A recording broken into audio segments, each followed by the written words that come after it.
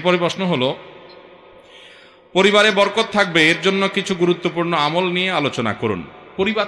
পরিবারে বরকতের জন্য একটা আমলের কথা বলি যে হালাল উপার্জন থাকবে।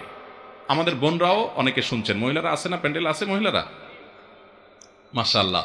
আমাদের বোনদেরকে আমি বলবো, আপনাদের স্বামীদেরকে আপনারা বলবেন হালাল উপার্জন করবেন, হালাল উপার্জন করে টাকা পয়সা আনবেন, কম আনেন, আমরা কম খাবো, আমাদের বাকাওয়াতির দরকার নাই। আশেপাশে সবাই জাঁকজমকপূর্ণ জীবন যাপন করে, আমরা করব না, আমরা হালাল খাবো, পরিমাণে কম হবে।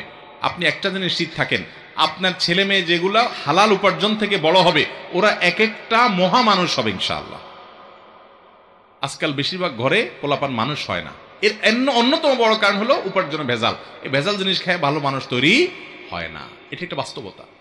কোন এক সালাফ বলেছেন যে কোন এক সালাফ মহিলা বলেছেন যে আমরা আমাদের স্বামীদেরকে বলতাম বাসা যাওয়ার সময়, বের হওয়ার সময় বাসা থেকে, যে হালাল উপার্জন করে আনবেন, যদি হালাল উপার্জন না পান খালি হাতে ফিরে আসেন, উপবাস থাকবো, তারপর খবরদার হারামের ধারে কাছেও যাবেন না। এখন আমাদের অনেক মা বোন বড় উল্টা, স্বামীকে আরো খোঁচা মারে, অমুকের বাপ সে এত কিছু নিয়ে আসছে, তুমি আজ এত বছর হয়েছে আমাকে এটা দিতে পারলা না, এই মোবাইল সেটটা আজ এতদিন ব্যবহার করতেছি, তুমি এত ফকিন্নি যে এটা আমারে কিনে দিতে পারলা না।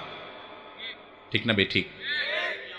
অনেক পুরুষ আছে মহিলাদের বউদের খোঁচাখুচির কারণে তারা খারাপ দিকে যায়। বউদের কথা কি বলবো আর। অনেক মা বাপ আছে ছেলে মেয়েকে বলে, দেখোস না আশেপাশে অমুকের ছেলে কয়দিন আগে মাত্র বিদেশ গেল, এখন দেখছো তাড়াতাড়ি করে জমি কিনে ফেলছে, বিল্ডিং করে ফেলছে, শহরে জায়গা রাখছে, সেখানে দোকান কিনছে, আরো ফ্ল্যাট কিনতেছে, বাড়ি করতেছে, লাখ লাখ টাকা কামাই করতেছে, কয়দিন পর পর আসে, তুই কি করস?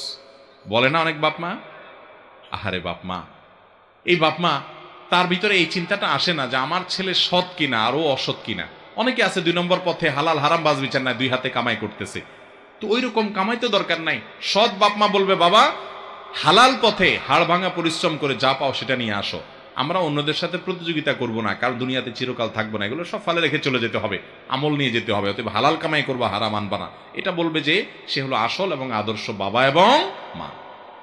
আল্লাহ আমাদেরকে সেরকম ভাবে চলার তৌফিক দান করুন। এই জন্য বাসা বাড়িতে বরকত বুঝেননি ভাই, এটা আবার বুঝাইতে অনেক সময় লাগবে। এক কথায় বুঝাই, বরকত হলো কল্যাণ।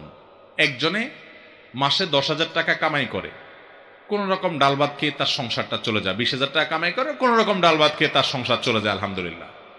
আরেকজন মাসে 2 লাখ টাকা কামাই করে বা 50,000 টাকা কামাই করে, হালাল হোক আর হারাম হোক, তো 50,000 টাকা করে কামাই করে তার একটু ভালো ডাল ভাত একটু বেশি ভালো খেতে পারে, ডাল ভাত না সে গোশ ভাত খায়, মাশাআল্লাহ ভালো।